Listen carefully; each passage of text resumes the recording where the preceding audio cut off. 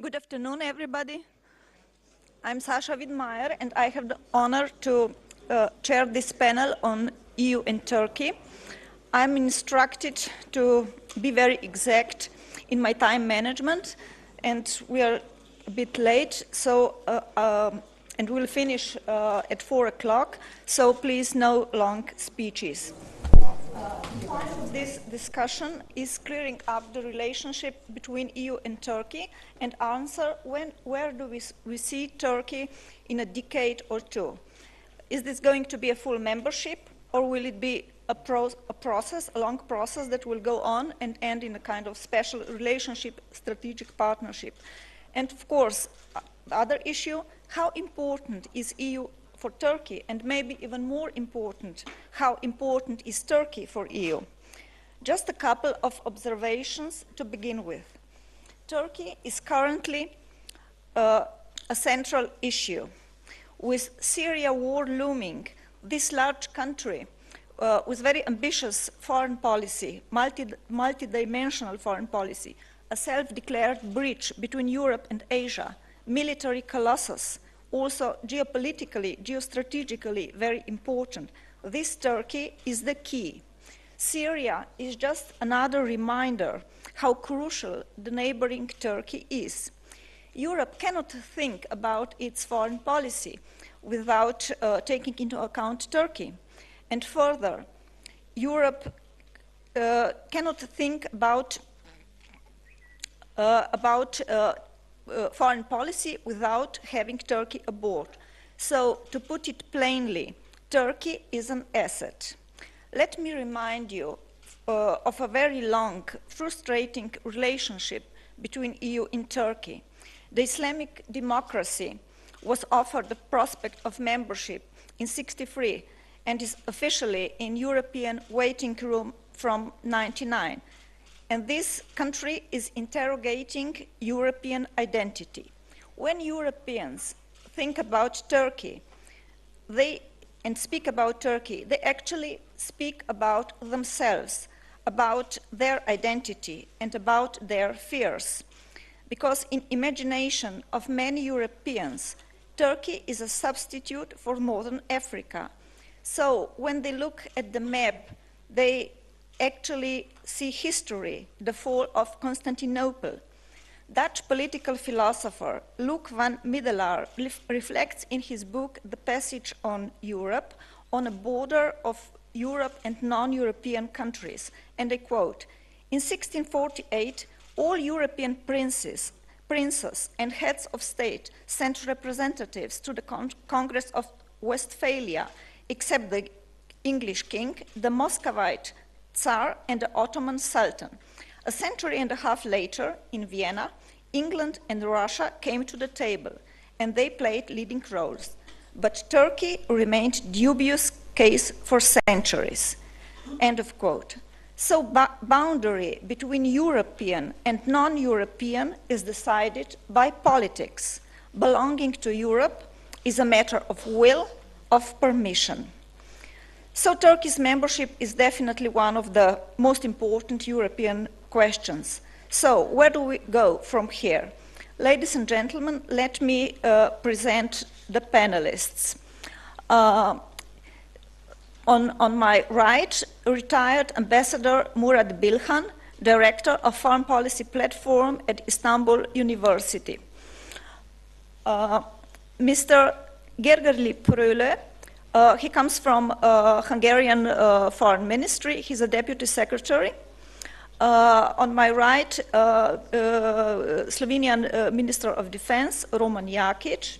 On my left, Franco Frattini, President of the Italian Society of International Organizations, ex-Minister of Foreign Affairs in two of Berlusconi governments, ex-Commissioner in EU, and Mr. Ambassador Mehmet Gügüş, Deputy Under-Secretary for European Affairs at the Ministry of Foreign Affairs of Turkey. Let us begin with the introductory remarks, each of you about a couple of minutes. Mr. Bilhan, please. Thank you. His Excellency, Mr. Minister, distinguished participants, ladies and gentlemen. First of all, I would like to thank wholeheartedly the organizers for the hospitality and for the generous opportunity given to me to address this distinguished gathering. In such a short time assigned for my presentation, I feel that I have to confine myself to make a few general remarks only on the future of Turkish-EU relations and leave aside the past and even the present state of relations and any relevant details thereof out of a long list of what I should say in such an occasion. But I'm happy to feel that we shall have some more modest time for interactive discussion in the form of Q&A and probably also some precious remarks from the audience. Briefly, if these relations, relations between the EU and Turkey are to continue, naturally, based on mutual will and determination, the best case scenario would be to turn these relations into some sort of a cooperation which may end up, and most probably will be, a marriage of convenience, among the unwilling, I would say, rather than a marriage of love. This is the optimistic scenario. Of course, in this case, the expectation will be full membership. Well, anyway, I'm feeling myself obliged to respect and also believe that the main title of our conference is Changing Europe in a Changing World. And if we take this as a fact, then comes the question of what would be expected from Turkey and what Turkey would expect from a changing Europe and hence the EU. In a worst case scenario, these relations will constitute, best case scenario I have already mentioned. It's an intensive cooperation.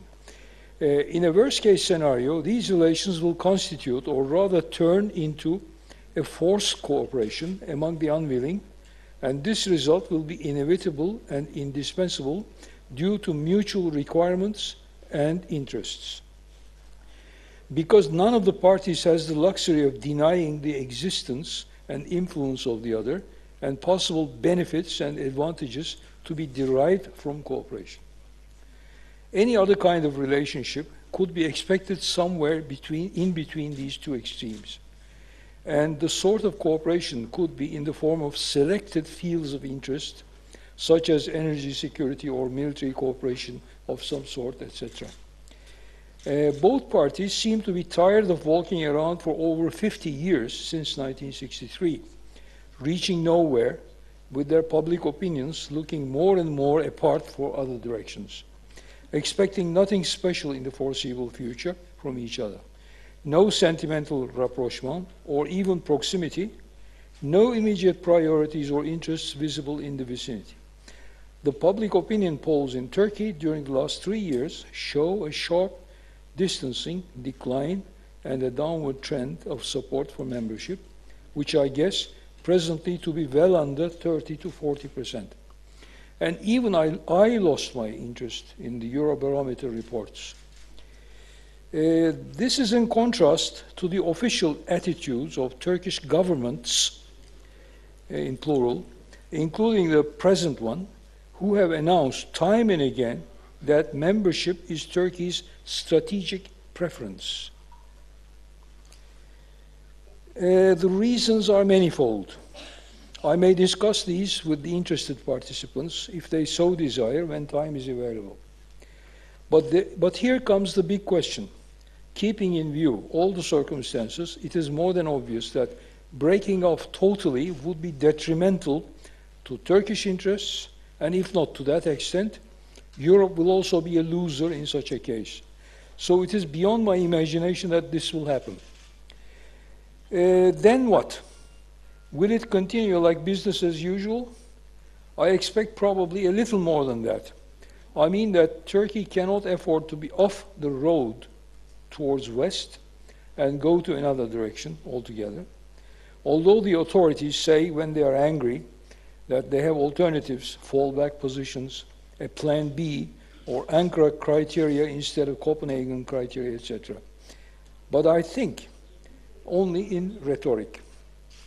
But Europe also cannot have a sustainable and continuous anti-Turkish foreign policy, or a policy based on ignoring Turkish interests forever, because it will notice someday the assets of having good relations with Turkey rather than bypassing it.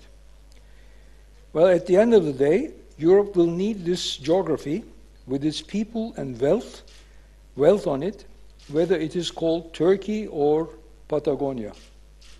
My conclusion, in my conclusion, I would like to underline that people in my country aspiring and sharing the same or similar values and thoughts about Europe, like myself, think that it's best for Turkey to adopt and share the highest system of values ever invented by the civilized world. By the way, not necessarily only Europe, which include democracy, human rights, gender equality, all kinds of freedoms, decent level of living, tolerance to differences, etc. Such a governance and lifestyle of highest standards would inevitably bring us with the European and other civilized nations together. Whether we become a member or not would then be considered just as a detail. I shall be ready to answer any questions during the discussion. Well, did I stay within my time limits, Sasha? Thank you. I thank you for your patience and understanding. Thank you, Mr. Bilhan. Could I ask you, Mr. Pröle, for a European?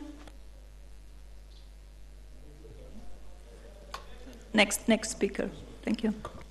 So thank you very much. Mr. Ambassador mentioned the marriage of love, and that's historical experience, not in my case and not in your case, that marriages of interests are much more stable than marriages of love. So the question is, what is the interest? And I wouldn't speak in the name of the European Union, probably Minister Frattini, as a former member of the European Commission, he is much more able to do so. But I think it's very important to speak about the member states' interests, or probably about some regional interests. And as a representative of the V4 countries presidency and also the Central European Initiative presidency, we are traditionally very much supportive towards Turkey's membership in the European Union for very different reasons. First of all, the enlargement process. We are generally in favor of enlargement process, and it's in geopolitical terms a very important issue. It's not good to be on the periphery. So our interest is to go forward with the enlargement, also with the Turkish enlargement. We in that region of Europe, we have a historical experience with Turkey. You know that it's a very double-faced issue. It's always much fun to discuss with Turkish officials this Turkish image in Central and Eastern Europe, because they always want to convince me that we should avoid all these children's songs where the Turkish people are in a way negatively mentioned. But it's much fun, because that's true that they are mentioned in a very negative manner, although Turkey as such, as a country, as an important power, has a very positive image in Central and Eastern Europe. We have also our interests on the Western Balkans. It's very important to say that here in Bled. And that also our experience that it is impossible to speak about the future of the Western Balkans without Turkey. So I think it's also an argument in favor of Turkish involvement in the process to have Turkey on board. The different aspects, security issues, stability issues, were mentioned, they will be mentioned. I would like to argue in favor or in defense of some member states' positions. We should speak about the EU policy always as a part of the domestic political discussions. We all know there are some big member countries not very much in favor of EU's European membership. We all know that in many countries, in bigger EU member countries, there is a very strong Turkish minority. So the domestic political dimension of the issue should be always considered. There will be a very important election this month in a very important member country of the European Union. It will be an important date also for the future of Turkish membership.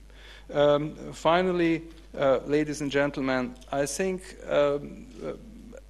the Turkish, the power of the Turkish economy is an argument again which should be considered also because of the future of the Western Balkans.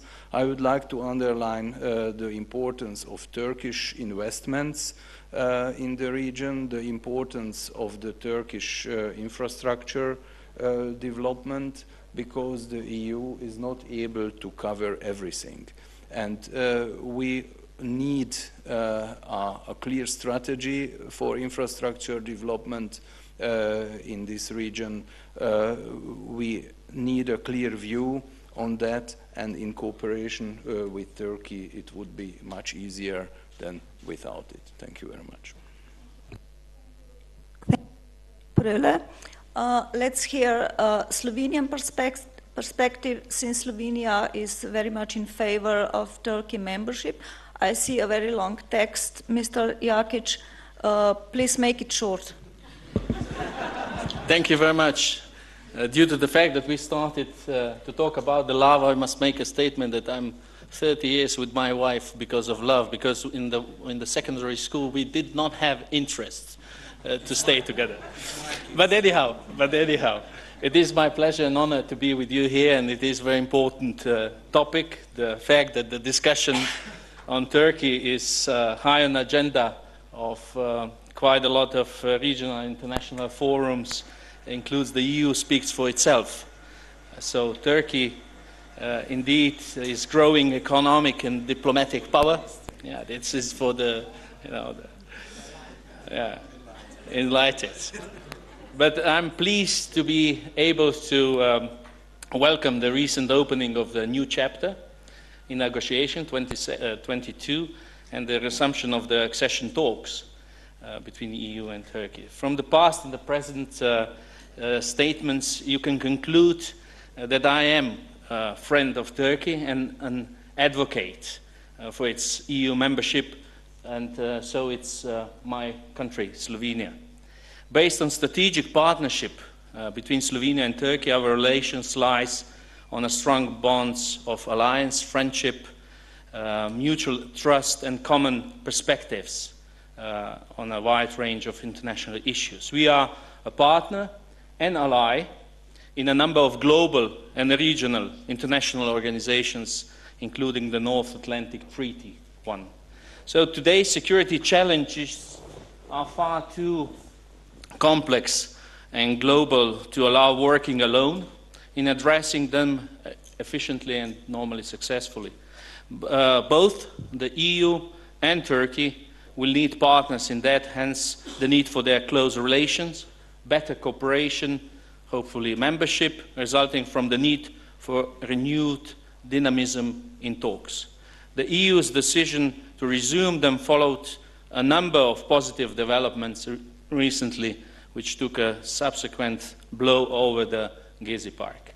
So, but the EU and Turkey are natural economical partners. They need one another in trade relations and support each other in providing security by working together in EU operations and missions promoting international peace and stability. Turkey has proven success in acting as a bridge between the East and the West, as a robust NATO ally. Turkey enjoys respect in the international community and shares common values, principles and security interests with European and transatlantic partners. This should be a building stone for upgrading the EU-Turkey relations brick by brick, and the basis for the common understanding and coming closer to each other step by step. I believe that the EU has a strong case for enhancing the involvement of non-European NATO partners in common security and defense policy, as they already provide significant support and contribution to its implementation. Turkey's approachment to the EU would certainly significantly improve cooperation between the EU and NATO. Mutual benefits would be exponential, so not duplication in times of economic and financial hardship. Duplication of any kind results in squandering assets and finance. In these circumstances, cooperation is far more acceptable and reasonable way, especially given that both the EU and Turkey have clear interest in enhancing the European security, improving its operational effectiveness, developing defense capability, and strengthening European defense industry together.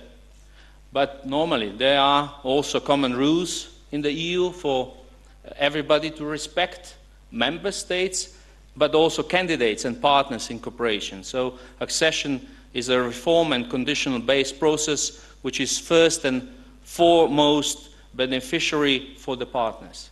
Therefore, Turkey is invited to step up the efforts on this path and use recent positive vibes within the EU regarding Turkey. I'm sure that the EU will help at its best. So, ladies and gentlemen, just to conclude, Turkey is a friend of EU and NATO ally, our license and bridge to the Muslim world, a reliable and credible partner, a very well-positioned from many important angles. The EU is an almost 70 years long successful peace project.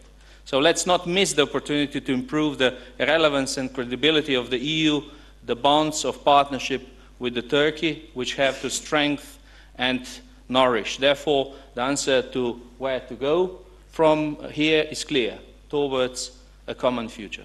Thank you. Thank you, Minister. Mr. Franco Frattini has most experience in foreign policy, so we're interested in his perspective. Well, thank you very much.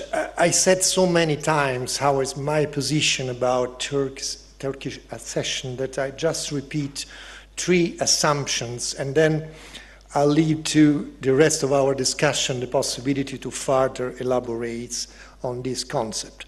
My first assumption is that Turkey is already part of Europe. Is not, as one European leader once said, part of minor Asia. Europe has as strong interest to get in Turkey as Turkey has interest to become one day full member of European Union. Full membership is not a gift given to the Turkish government or the Turkish Republic.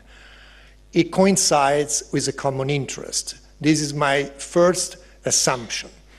This is why, for historical reasons, first of all, historical reasons from the complex dynamics of the 19th century, including the position always taken from Turkey during the Cold War, including the birth of NATO. Please don't forget the dynamics that led Turkey to become and to is now one of the important members of NATO.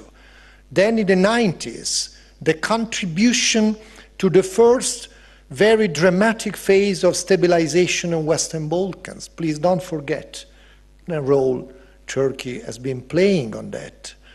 Till the recent past and the current times where in St. Petersburg, the Turkish leader is participating within the G20 to the international community's attempts to overcome the economic global crisis.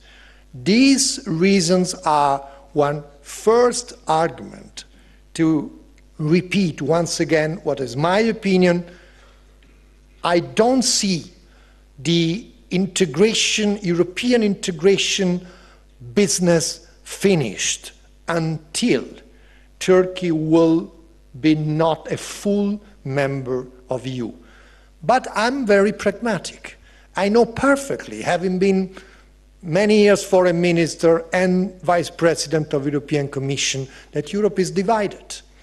And we have to take into consideration the existing divisions between member states and within the political families. The main political families in Europe are divided from within on what to do with the perspective, with the negotiations and the outcome of negotiations. So my second point, where I'll further elaborate later, I think, because it would be impossible to say in 2 minutes, is what are the real concrete geostrategic reasons why the European interest is equally strong than the Turkish interest to the full membership of Turkey? What are the geostrategic interests that get us closer to Turkey and that Turkey closer to EU? And secondly, what should Turkey do to get closer to European Union, and what in very concrete terms, in a practical ways, should Europe do? Because we cannot imagine to have overnight, even after the German elections, I took the point, it will be a very important moment, but we cannot make illusions to our Turkish friends. There will be not overnight decision after German elections.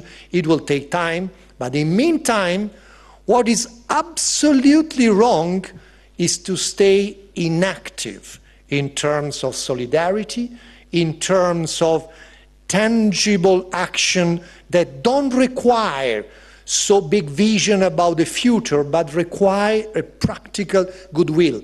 The opening of chapter 22 was a difficult result achieved that we should have achieved 6 months ago, a year ago, and now 3 years ago, absolutely. And I'm convinced that these are the signs that the Turkish authorities are waiting for, concrete gestures of goodwill. On these 3 points, I will further elaborate a bit later. Thanks a lot for very exact points on why also Europe needs Turkey. Mr. Mehmet Göguş from Turkey, the floor is yours. Thank you, Madam Chair. It was very nice for me to see that Turkey has so many friends in Slovenia. I wish our accession process was voted by this panel rather than the European Council. Madam Chair, I have a lot of papers in front of me, but don't worry, I'm not going to read any text. First, I would like to convey best wishes of my Minister Davutoğlu, who is unable to attend this session in view of the unfolding events in our vicinity. He is attending an important meeting in Geneva today on Syria, but he is no stranger to this forum. I understand he has been here 2 or 3 years ago. Let me also thank the organizers for allocating a session on Turkey-EU relations. It is very timely. But I must confess, I do not fully agree with the title, especially the last section, which reads, "Where do we go from here?" It is a little bit prejudicial. It gives an impression that we have come to the end of the journey. As far as Turkey is concerned, the answer to this question is very simple. We go from here to full membership. Turkey has always been part of Europe, as Minister Frattini has said, and you have also given some examples. And regardless of the end result of our accession process, Turkey will stay European. For any serious historian, it is impossible to write European history without entering into Turkish archives. But as far as our relations with the European Union itself, we have the long-standing relations. A week from today, we will be celebrating the 50th anniversary of Ankara Agreement, which laid the legal foundation of our relations. So we have been knocking on the door for half a century now. Of course, that has created frustration in Turkey. As far as the accession process is concerned, we are facing a stalemate. We have managed to open 13 chapters. 17 chapters are blocked for political reasons, not for technical reasons. Luckily, we were able to open chapter 22 at the beginning of the summer. But for the last 4 presidencies, we were not able to open a single chapter. These are all worrisome news for us. And as a result of this, also due to some double standards, as Ambassador Bilhan mentioned, the Turkish public opinion is not very happy with these developments. In fact, I would slightly differ from my colleague. The support is still there. It's more than 50%, the EU support.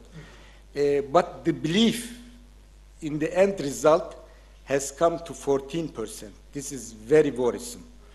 I think in no other candidate country the belief has reached this level. And this has come down dramatically in the last couple of years due to these double standards. I'm not going to mention the benefits of Turkish accession in the political field. Both my Hungarian and my Italian colleagues gave examples, also the Slovenian minister. Frequently, we see arguments, Turkey is too big, too crowded. This is very difficult for us to accept. Turkey's geographic area did not expand since 1999 when we were granted the candidate status. We did not expand. And our population in 2005, when we started the negotiations, was 68 million. We are now 74 million. So we cannot accept these arguments easily. On the contrary, the population, Turkey has a very young population. According to Eurostat statistics recently published, the average population in Turkey is 29.2, where the EU average is 41.2. And the ratio of population above 80 to overall population is 1.2 in Turkey, whereas the EU has this ratio of 5.2. So the problem for the European Union is aging population and the pension funds. Turkey has a young and dynamic population and the 4th biggest labor market. On the Maastricht criteria, for example, we have already fulfilled them. The public debt to GDP ratio in Turkey is 36.1. The Maastricht criteria is, if I'm not mistaken, 60%. We are well below, which is better than 24 EU member states. The budget deficit ratio to GDP is 1.59 in 2012, which is again better than most of the EU member states. In the last 10 years, between 2002 and 2012, we have managed to record a growth rate of 5.2% according to OECD statistics. And 2 years ago, we were the second highest in the world after China by 8.5. So these are all healthy developments. Our unemployment is coming down.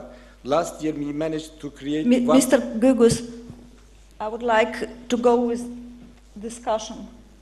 Okay, just I'm finalizing. We managed to create 1.5 million new jobs, whereas the Europe lost 1.5 million jobs altogether.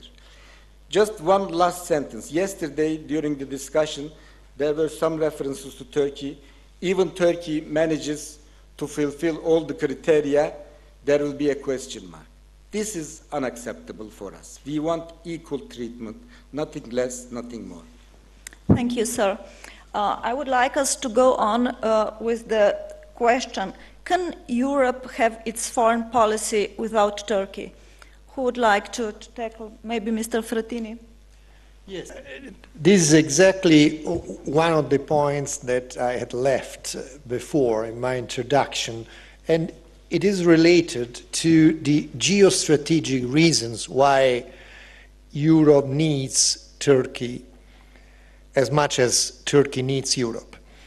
I mention just three titles: Mediterranean, Iran and Iraq, Caucasus.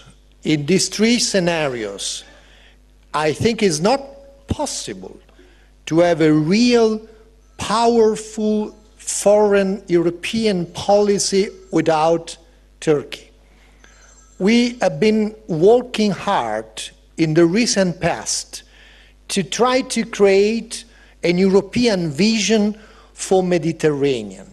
We have been working hard at the very beginning of the so-called, while I don't like the wording, Arab Springs, in order to raise hopes for the changing in the Arab world.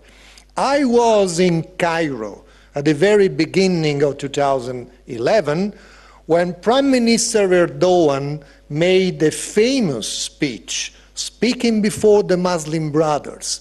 He said at the time, before the winning party, the winning coalition, the winning force, he had the courage to say, I would like to insist on Ankara's model rather than Tehran model.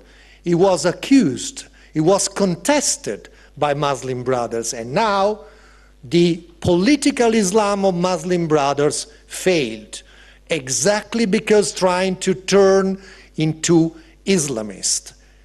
Turkey has right to say that a civil state model, while a population is made by Muslim, is compatible with democracy. Second point, Iran. Do you like to consider Turkey now having the historical chance to cooperate more closer with Europe rather than Iran? Please consider that option, because relations with Iran have been deteriorating, with Iraq even more because of the Syrian crisis, not only for the Syrian crisis.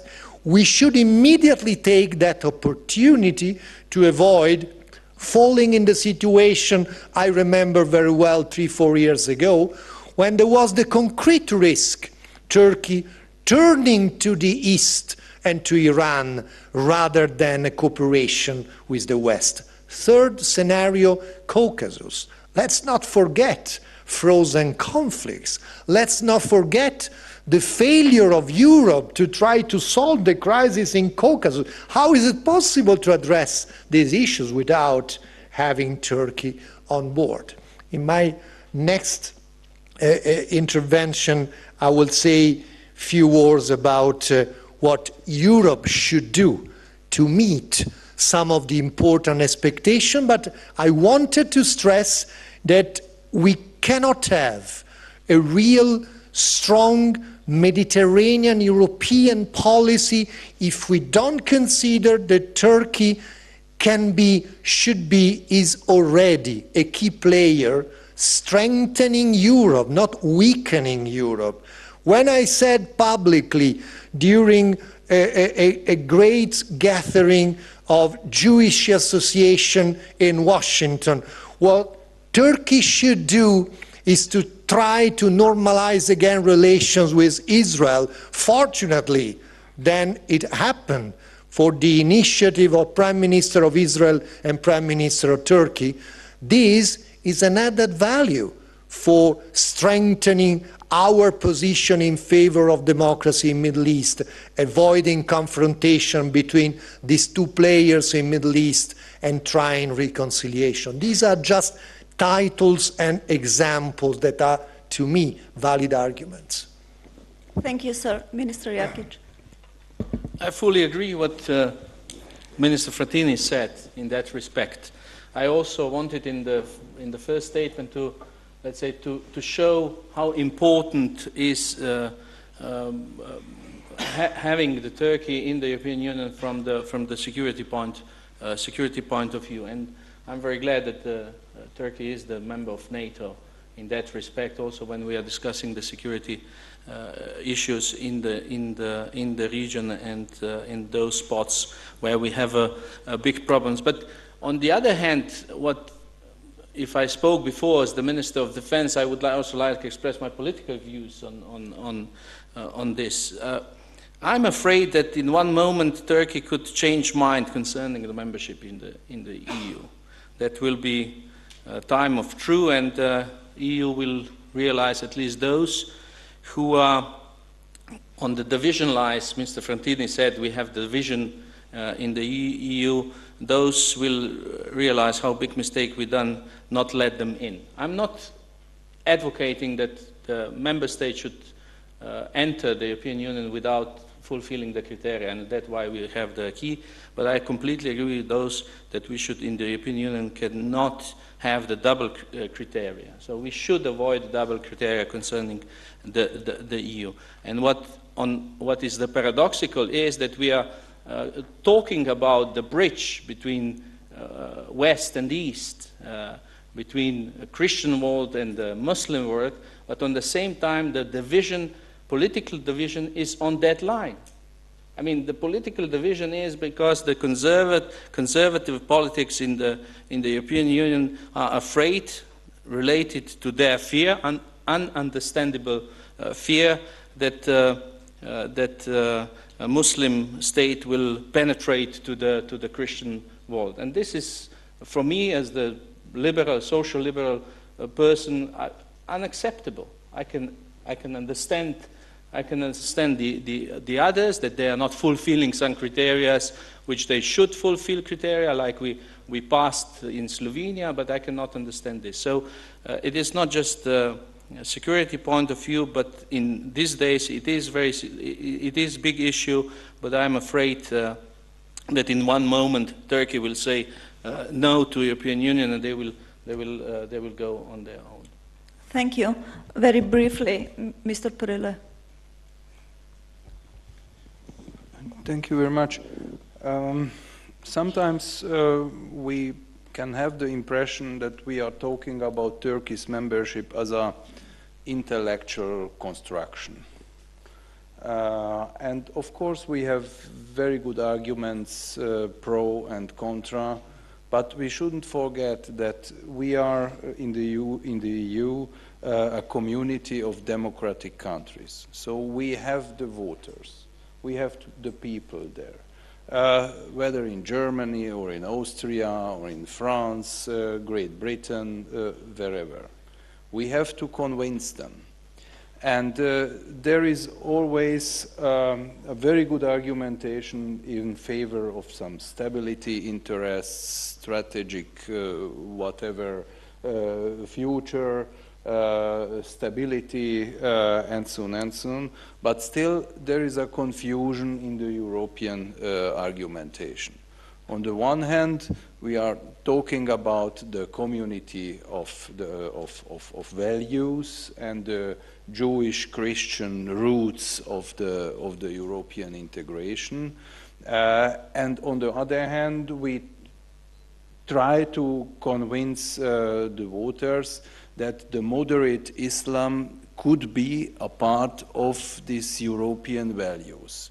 So I would argue towards a more consolidated argumentation, probably less history-oriented, much more practical and much more pragmatic, and probably through that we could avoid that kind of confusion. What Minister Jakic has mentioned about the shape of the society in Turkey concerning the membership in the European Union, I think that's the main point. We should continue talking about Turkish EU membership, open new chapters to discuss that, to have this awareness, this readiness in the societies in Turkey, but also in Europe, to discuss about Turkey's future membership, because I repeat, we have to convince the voters. We are democratic countries, and we don't need intellectual constructions. We need the majority in Europe in favor of Turkey's membership. Thank you. Mr. Bilhan, we were having interview yesterday, and you were talking about how little Turkey is interested in Europe. I would like to hear about, does Turkey as a country have an alternative? Because it was often said that it has a very multidimensional foreign policy, but as far as we see recently, this strategy of zero problems is becoming zero friends. So what is the alternative?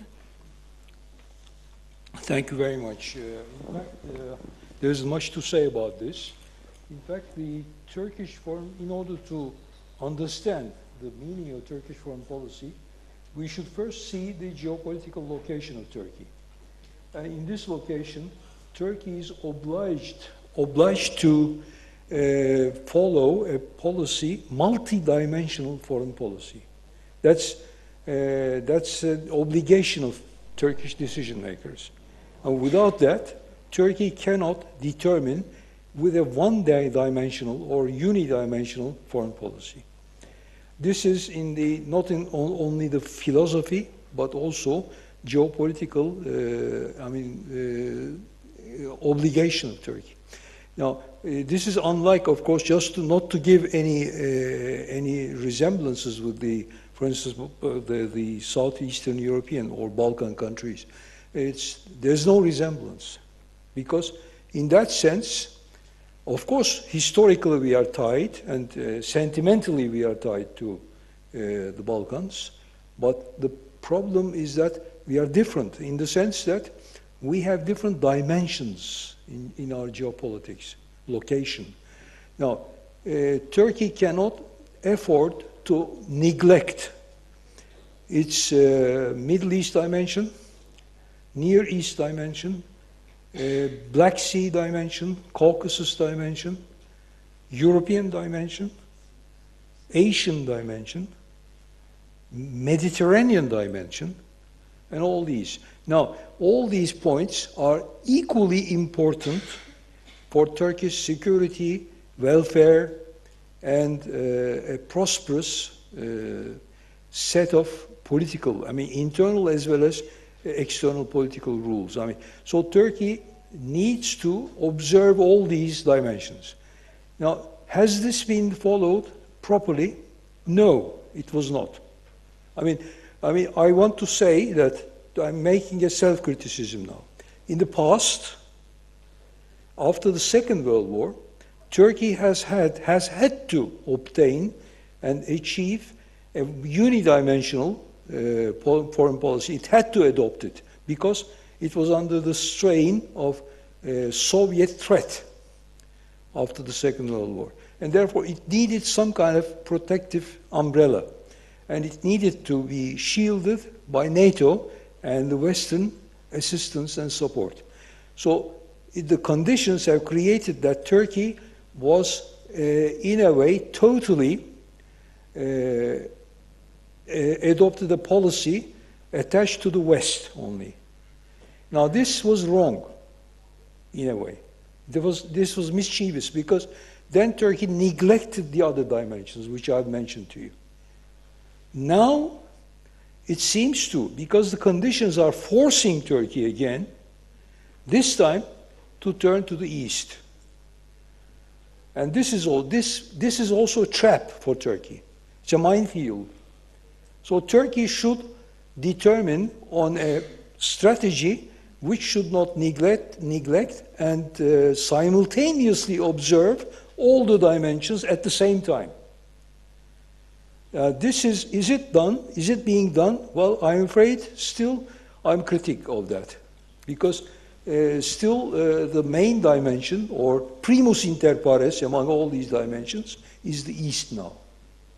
Thank you. This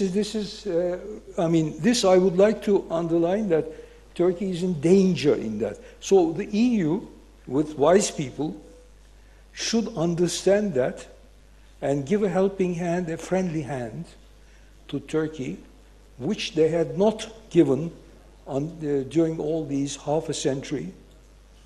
They should support the Turkish case, and they should be friendly to Turkey. Thank you. Thank you, sir. Sorry. Mr. Gugus. Thank you, Madam Chair. Our accession process, membership in the European Union, is a strategic choice for the success of Turkish governments. There is an unanimity there, and it has never been changed by any political party from left to right during any election campaign. So let me make it clear. One point regarding this zero problem with the neighbors. This was a motto used by our foreign minister. In fact, he has a book. He was an academician, and he has the chance now to implement his theory. Of course, between the neighbors, there are always problems. I mean, this is something mission impossible. But with this, what we meant, this is an ideal which the government is working for. My Greek colleague is here. I was ambassador in Greece. For example, it was unimaginable for 10 Turkish ministers in one day in Athens. We established this high-level cooperation council, and this year 10 Greek ministers came to Ankara altogether. This is not a small achievement. We have the same relations, same mechanisms with the Russian Federation, although we differ on some international issues. With Bulgaria, we have managed to improve our relations. With Armenia, we signed 2 protocols to ameliorate our relations. With Syria, we had also very good relations. The same mechanism was also valid for them with the joint cabinet meetings. But things developed, and it was not because of Turkey that we are facing this crisis in Syria. There is another issue I would like to touch upon, which is how much has Turkey reformed in recent years, and to what extent it is synchronized with EU? Mr. Frattini? Well, I think this leads me to say what should Turkey do to get closer to Europe, and a word on what Europe should do. Again, only the titles. From the Turkish side, I think Turkey should continue the process of implementation of reforms, because reforms are needed for the good of Turkish people, not for the sake of Brussels. Not because in Brussels we like very much, or they like very much, reforms, but because freedom of expression is a great achievement for Turkish people, and so on and so forth, no other example.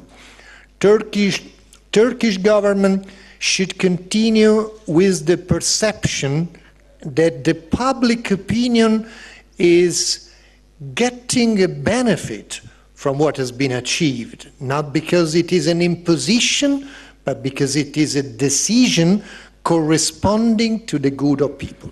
This is the reason why I encourage the Turkish authorities to go ahead, even with the courageous reforms that they have undertaken so far. And they are not only reforms, that are important political initiatives. How important is to put an end to the Kurdish issue in Turkey? Enormously important. I commend the efforts undertaken. I hope there will be finally an end. Finally, Europe. 3 titles. Turkey needs from Europe more solidarity. Let's be very blunt. Solidarity in this moment of Syrian crisis should be twofold solidarity. First of all, undertaking an European initiative to deal with refugees. 500,000 of refugees that are in the Turkish territory. Apart some national initiatives, Europe has not yet undertaken a strategic initiative to show solidarity and to support. It happened with the Iraqi refugees. I was commissioner responsible for immigration at that time. We undertook a burden-sharing European initiative. It doesn't need changing treaty at all. The other side of the coin, we should repeat sometimes, and I repeat now, that if Syria attacks Turkey, Syria attacks me as NATO member, and NATO has the responsibility to react. This is a message. I don't want the war. I don't want. I prefer a political solution. Other thing is political solidarity. Sometimes a gesture of solidarity is more important. Again, what is necessary as a political gesture for the public opinion? Liberalizing visa. I've been responsible for Western Balkans visa-free regime, and Turkey, which is a candidate, has not yet achieved visa-free regime. How can you explain to the public opinion in Ankara that what happened for Albania and for Montenegro, that our friends but not yet candidate, did not happen for Turkey? This is a gesture. Improving, as the Minister of Defense just said, cooperation in concrete terms between ESDP, the European Security and Defense Policy structure, and defense Turkish structure. Removing veto.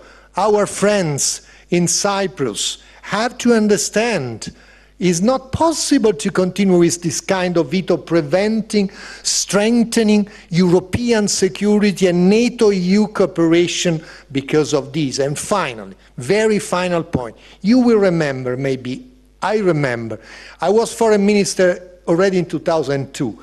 There was a tradition that has been lost, inviting in the introductory section of all the Council, European Council, at level of head of state, the leaders of the candidate countries.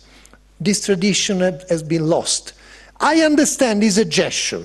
Maybe it's the participation of the first phase of round table, but if the Prime Minister of Turkey sits together with all the head of state and Europe at the very beginning of European Council, public opinion feels that is part of family. Not completed, not yet finished, but why that tradition has been lost. All these examples are only titles where you can, of course, reflect upon. Thank you. Just for the conclusion, I would like to raise another issue. What do you, each of you, very briefly, just in a sentence or two, what do you expect that the process with EU in Turkey will go on, or do you expect a result in a decade or two? Mr. Bilhan?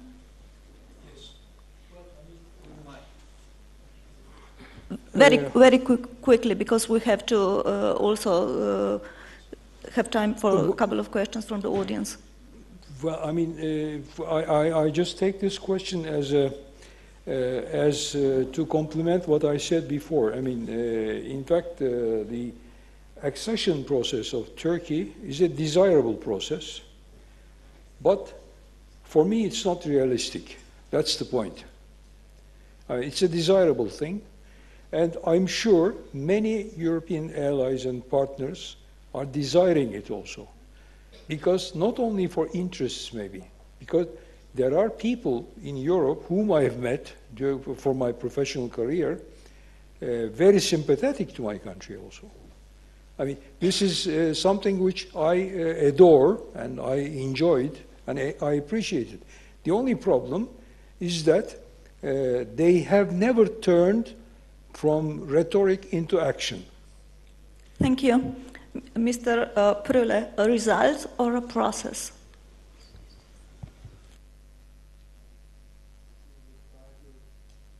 The title of the World Conference is about the changing world, and it's very much true. If you look at the demographic developments in Europe, we will have a very much changed society all over Western Europe. So because of that, I'm very optimistic, and I think we will have in 20 years Turkey as a EU member.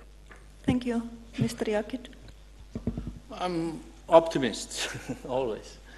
I hope that it will go further on. The European Commission initiated this technical cooperation in the framework of a positive agenda, and I hope that the working groups will continue with the working, and it is on both sides, and the EU side to foster the process of the negotiations, and on the Turkish side to implement the reforms and to basically fasten and close some of the chapters which are still open. Thanks. Mr. Frattini? Well, I'm optimistic because I believe it is in our common interest. This is very simple. If you want to go ahead with common foreign policy, economic reasons, we didn't talk about energy. How important is security? Energy security for Europe is a pillar. How is it possible without getting on board Turkey, where is the crossing point of all the main trans-European pipelines? So for all these reasons, since it is a common interest, I think that the reason will at the end prevail. Thank you. Mr. Göguş? I think I have replied this question in my introductory remarks. But let me make it clear, any intermediary solutions like privileged partnerships and etc. will not be acceptable for us. But the answer also relates to the subject of the discussion, how the Europe will look like in 5 or 10 years. That is also a question which is related to the end result of our accession. Thank you. Questions from the audience? Yes?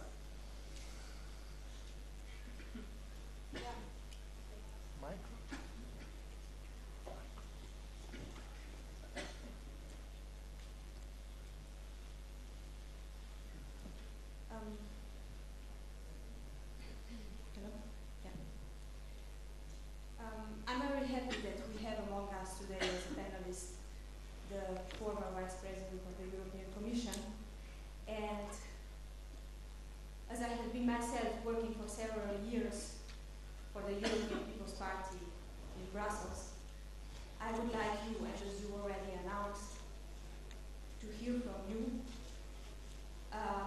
the divisions among the key European political parties and the divisions in the key political parties, and what you already said, what would in practical terms need to be done in order to move forward the accession of the Turkey to the European Union. Thank you. I think concerning political families, we have a quite important opportunity, which is the incoming electoral campaign for European elections next year, next spring. What Prime Minister, my Prime Minister, Ricoletto, said yesterday is particularly important. This time, political parties will have to be very transparent to the voters in order to avoid alimenting Eurosceptical position.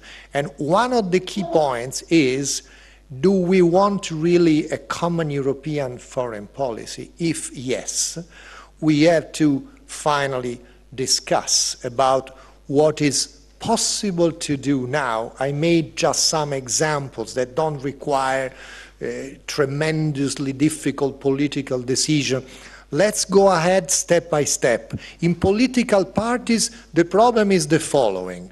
Let's avoid decisions that can embarrass and divide from within political parties. I make the example of EPP, the European Popular Party. Of course, to the EPP belong some important, extremely important political parties like CDU in Germany and UMP in France that have been showing different opinion that the party to which I used to belong before leaving active politics, or the Partido Popular of President Aznar. And so this is the need of political leadership, because divisions will not disappear overnight. We have to be pragmatic and realistic. But there is something that can be achieved. Let's repeat, liberalizing visa, why not? Do you fear that there will be an invasion of unemployed Turkish people? Or now is vice versa, that Europeans are moving to Turkey to find a job? So this is just an example, but gives the idea of what is necessary. Political leadership, that's all. Thank you. Any more questions? Gentleman in the second row. My name is Samo Ivančić. I'm coming from the business world, and I'm very thankful to be invited here for so many years now. And next year I will probably not be here, because my observation is that our business world is 20 years ahead of your political world. We are discussing about these visa issues. And by the way, Mr. Frattini, you will not recall my name, but I was the initiator of visa banning of the Balkan countries back in 2001 through the Economic Forum in Thessaloniki. I'm the fighter for visa banning for Turkish citizens. This is a crime. I haven't met anyone from politics, from social, from sport, from business world that would be in favor to these visas. So tell me, who the heck has the right? Who is this personality that is blocking the lifting of visa? Who is he? Where is he? I tell you, where is he? Or tell me. And when I would just like to make one other comment. This year, Turkish citizens have been favored the tourist visa to visit Greece, and without visa. And I was just last week discussing with one of my partners. He was saying, this is incredible. We are so similar to these people. How can we, like religion and nations, we all like Coke, but there is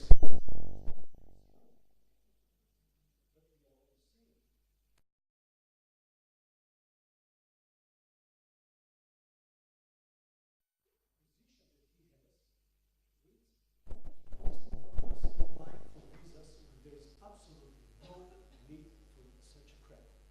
We have biometric passports. In these biometric passports, European state is entitled to duplicate this biometric page by giving its own biometric passport in the biometric passport. Who is crazy? Thank you very much. Okay. If I may, in 2 words, it's very easy. We have now also biometric visa, not only biometric passport. The project I've initiated in Brussels now is being implemented. What was the reason why they blocked, the member states in the council blocked my proposal with a majority vote? But, you know, unfortunately, even though European Commission has the right of initiative like that have to be approved by the Council. There was a negative vote on Turkey with the justification, which is to me an excuse, that Turkey was, at the time, it was 2007 when I tabled my proposal to the Council, that Turkey is a transit country for illegal migrants coming from Iraq and from the other regions of Central Asia, and Turkey is unable to prevent and to block, which is false. I cannot imagine a better system of prevention at the borders than the Turkish one that I visited in person in some crossing points, and the result is that they arrived directly to Greece instead of arriving through Turkey. They arrived to Greece, so directly to the European territory, but it was a political excuse. This was the reason, and this is why, unfortunately, is not yet achieved. Thank you. You wanted?